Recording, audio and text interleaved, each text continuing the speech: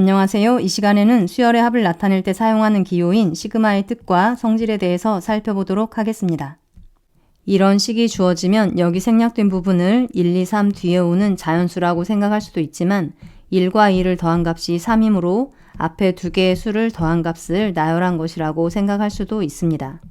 이런 식이 주어져 있을 때에도 2와 4와 1024를 2의 1제곱, 2의 제곱, 2의 10제곱이라고 생각해서 이런 수들이 생략되었다라고 생각할 수도 있고 2와 4와 1024를 2 곱하기 1, 2 곱하기 2, 2 곱하기 512라고 생각해서 이런 수들이 생략되었다고 생각할 수도 있습니다. 이렇게 하나의 식이 다양하게 해석되지 않도록 하기 위해서는 식을 충분히 길게 써줘야 하는데 식을 이렇게 길게 쓰는 것은 매우 번거로운 일입니다. 그래서 수열의 합을 간단히 나타내면서도 하나의 의미로만 해석될 수 있도록 하기 위해서 이 시그마라고 하는 기호를 사용하겠습니다. 이 식의 마지막에 더해지는 수를 10이라고 하면 이 식은 일반항이 n인 수열의 첫 번째 항부터 10번째 항까지의 합입니다. 이것을 시그마를 이용해서 나타내면 일반항이 n인 수열을 첫 번째 항부터 10번째 항까지 더한다 입니다. 마찬가지로 이 두 개의 식도 시그마를 이용해서 나타내 보도록 하겠습니다. 이 식의 일반항은 2의 n제곱인데 2는 2의 1제곱이고 1024는 2의 10제곱이므로 이 식은 일반항이 2의 n제곱인 수열을 첫 번째 항부터 10번째 항까지 더한 것입니다. 여기 사용된 수열의 일반항은 2 곱하기 n인데 2는 2 곱하기 1이고 1024는 2 곱하기 512이므로 이 식은 일반항이 2n인 수열을 첫 번째 항부터 512번째 항까지를 더한 것입니다. 그런데 여러분들이 앞으로 문제를 풀다 보면 수열의 n번째 항까지 합을 구해야 되는 상황에 자주 접하게 됩니다. n번째 항까지 합을 구하라고 한다면 이 부분을 n이라고 고쳐줘야 되는데 일반항을 나타낼 때 습관적으로 n이라고 하는 문자를 사용하면 이 둘 사이에 충돌이 일어납니다. 따라서 시그마의 일반항을 나타낼 때에는 n이라고 하는 문자를 사용하지 않고 다른 문자를 사용하게 됩니다. a라고 하는 문자를 사용해도 좋고 b라고 하는 문자를 사용해도 좋은데 일반적으로 k라고 하는 문자를 많이 사용합니다. 따라서 수열의 합을 나타낼 때에는 시그마라고 하는 기호를 사용해서 시그마 k가 1에서 n까지 ak라고 써주고 첫 번째 항부터 n번째 항까지 ak를 차례대로 더한다 라고 해석하면 됩니다. 즉 시그마 k가 1에서 n까지 ak는 이 일반항에 k의 1부터 n까지 대입한 값을 차례대로 더한다는 것을 의미합니다. 시그마의 뜻을 살펴보았으니 시그마로 표현된 이 식들을 시그마를 풀어서 나열해 보도록 하겠습니다. 이 식은 k가 1일 때부터 15일 때까지 3k 플러스 1을 더하라는 것을 의미합니다. k가 1일 때 이 값은 4이고 k가 2일 때 이 값은 7입니다. k가 3일 때 이 값은 10, 마지막으로 k가 15일 때 이 값은 46입니다. 이 식은 k가 3일 때부터 24일 때까지 k제곱을 더하라는 것이므로 가장 처음 더해지는 수는 k가 3일 때 3의 제곱이고 그 다음 더해지는 수는 k가 4일 때 4의 제곱, 그 다음 수는 k가 5일 때 5의 제곱입니다. 이런 식으로 해서 k가 24일 때 24의 제곱까지 더하라는 것입니다. 이 식은 위의 식들과 달리 일반항에 k라고 하는 문자 대신에 i라고 하는 문자를 사용하였습니다. i라고 하는 문자를 사용하였기 때문에 이 부분도 i로 맞춰서 써주었습니다. 이 식은 i가 1에서 10까지 2의 i제곱을 더하라는 것을 의미합니다. 이 식은 변하는 문자가 j입니다. 가장 처음 더해지는 수는 j가 6일 때 6 곱하기 7분의 1이고 그 다음 더해지는 수는 j의 6 다음 자연수인 7을 대입한 7 곱하기 8분의 1입니다. 그 다음에는 8 곱하기 9분의 1이 더해지네요. 마지막으로 더해지는 수는 j의 20을 대입한 20 곱하기 21분의 1입니다. 이번에는 나열되어 있는 형태를 시그마를 이용해서 나타내 보도록 하겠습니다. 이 수열의 합을 시그마로 나타내기 위해서는 이 수열의 일반항을 구해서 이곳에 써줘야 합니다. 2에 3을 더하면 5가 되고 5에 3을 더하면 8이 되고 8에 3을 더하면 11이 되므로 이 수열은 공차가 3인 등차 수열입니다. 등차 수열의 일반항은 1차 다항식이고 1차 항의 개수가 공차이므로 3k라고 써주고 첫 번째 항이 2가 되어야 하므로 상수항은 -1입니다. 가장 처음 더해지는 수는 k가 1일 때이고 가장 마지막에 더해지는 수는 k가 21일 때입니다.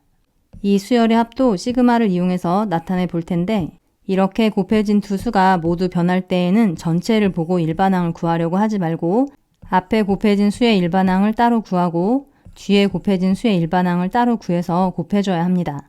앞에 곱해진 수는 1, 2, 3이므로 K라고 써주고 뒤에 곱해진 수는 공차가 2이고 첫 번째 항이 3인 등차 수열이므로 2K 플러스 1입니다.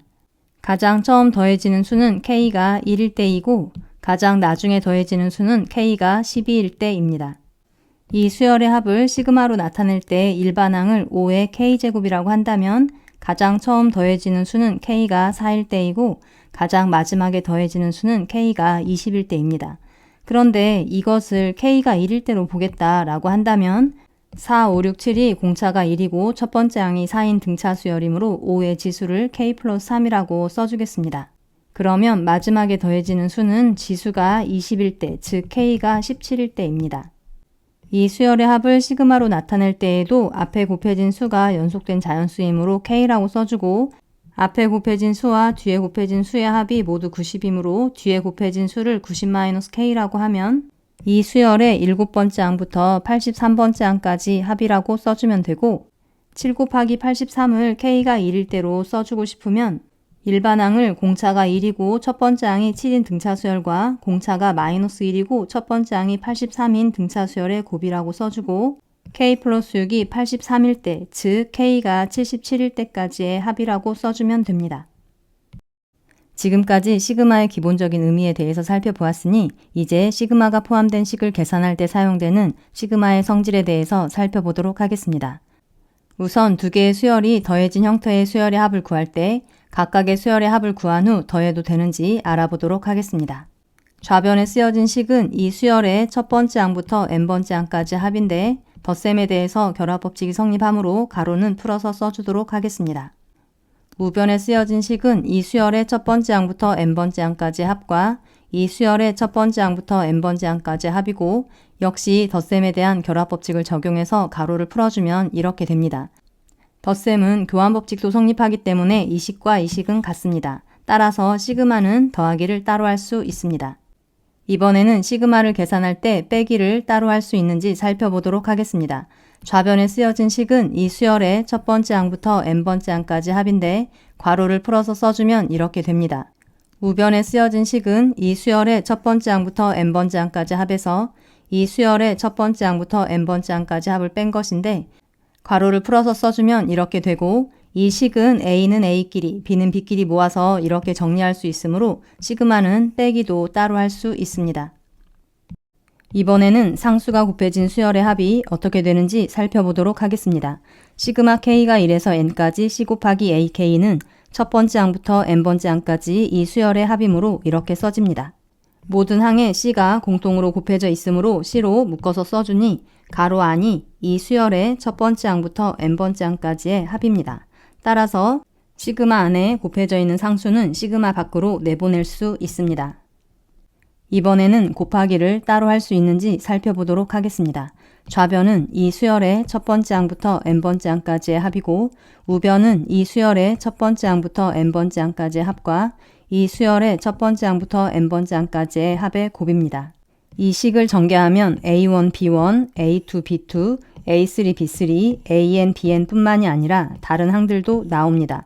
따라서 이 식과 이 식은 같지 않으므로 곱하기의 시그마는 따로 할 수 없습니다. 마찬가지 방법으로 나누기를 따로 할 수 있는지 살펴보면 좌변은 이렇게 써지고 우변은 이렇게 써지므로 성립하지 않는다는 것을 바로 알 수 있습니다. 이런 식으로 살펴보면 시그마의 성질은 더하기 빼기를 따로 할 수 있다, 상수를 밖으로 내보낼 수 있다 밖에 없습니다. 따라서 시그마의 성질은 이렇게 두 가지밖에 없다라고 기억하시기 바랍니다. 시그마의 성질에 시그마 K가 1에서 n까지 C가 C 곱하기 n이 된다는 것을 많이들 포함시키는데 이 식은 일반항 AK가 C인 수열의 첫 번째 항부터 n번째 항까지 합이고 일반항을 나타내는 식에 변수 K가 들어있지 않기 때문에 K가 1일 때에도 C, K가 2일 때에도 C인 것처럼 K에 어떤 자연수를 대입하더라도 항상 C이므로 C가 n번 더해졌다, 즉 C 곱하기 n이라고 쉽게 계산되어집니다. 시그마를 처음 공부할 때에는 생소하기 때문에 어렵다고 느낄 수도 있겠지만 시그마의 의미를 정확하게 이해한다면 어렵지 않은 내용이므로 선생님은 시그마의 성질에 포함시키지는 않겠습니다. 이 식에 사용된 C는 K만 아니면 됩니다. 이 식에 사용된 것처럼 C라고 하는 문자가 와도 상관이 없고 3이라고 하는 숫자가 쓰였더라도 모든 항이 3인 수열의 첫 번째 항부터 n번째 항까지의 합이므로 3이 n번 더해졌다 라고 계산해주면 됩니다. 그러면 이 자리에 여기 써져 있는 n이라고 하는 문자가 써져 있다면 여러분들은 어떻게 계산하시겠습니까? 이 수열도 일반항에 k가 들어있지 않기 때문에 k에 어떤 자연수를 대입하더라도 모두 n입니다. 따라서 이 식도 n이 n번 더해졌다 라고 계산해줘야 합니다. 시그마의 성질을 살펴보았으니 문제에 적용해 보도록 하겠습니다. 시그마 k가 1에서 10까지 ak가 25, 시그마 k가 1에서 10까지 bk가 15일 때 이 식의 값을 구해보도록 하겠습니다. 시그마는 더하기 빼기를 따로 할 수 있고 상수가 시그마 밖으로 나갈 수 있으므로 이 식은 이렇게 써집니다. 상수만 있더라도 시그마를 반드시 붙여줘야 된다는 것에 주의하시기 바랍니다. 문제에 주어진 값을 대입하고 이 식도 3이 10번 더해진 것이다 라고 계산해서 정리하면 구하고자 하는 값은 100입니다. 이 시간에는 시그마의 뜻과 성질에 대해서 살펴보았는데 시그마가 암호 같아서 이 식의 의미가 쉽게 파악되지 않을 때에는 일반항에 k에 1부터 n까지 대입한 값을 차례대로 나열하시기 바랍니다. 그러면 이 식보다 의미를 더욱 쉽게 파악할 수 있습니다. 일반항에 변수 k가 포함되어 있지 않은 수열의 합을 구할 때에는 시그마의 의미를 이용해서 이 상수가 n번 더해졌다 라고 쉽게 계산할 수 있으므로 이 식은 시그마의 성질에는 포함시키지 않겠습니다. 그래서 시그마의 성질은 더하기 빼기를 따로 할 수 있다, 상수가 시그마 밖으로 나갈 수 있다 딱 두 가지라고 기억하시기 바랍니다. 오늘 살펴본 내용은 어렵지는 않은데 개념을 정확하게 이해하고 있지 않으면 헷갈릴 때가 있으니까 처음 공부할 때 꼼꼼하게 살펴보시기 바랍니다. 여기까지 하겠습니다. 수고하셨습니다.